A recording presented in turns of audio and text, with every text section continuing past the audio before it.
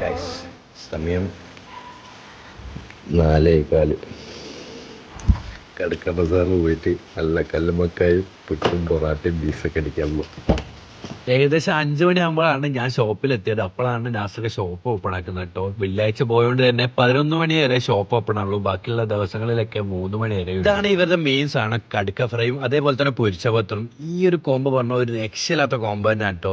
ഒരു plate കടുക്ക ഫ്രൈന് 120 റുപ്യാണ് charge ചെയ്തെങ്കിലും പക്ഷെ അത്രയും ക്വാണ്ടിറ്റി ആ ഒരു പ്ലേറ്റിൽ ഉണ്ട്. നേരത്തെ പോയിട്ടുണ്ടെങ്കിൽ നല്ല ചൂടുള്ള പൊരിച്ച പത്തിൻ്റെ വില ഈ ഒരു കടുക്ക ഫ്രൈ അങ്ങോട്ട് വെച്ച് ഒരു പീസ് എടുത്ത് കഴിക്കണം. ഒരു രക്ഷയില്ലാത്ത ടേസ്റ്റ് തന്നെയാണ് കേട്ടോ.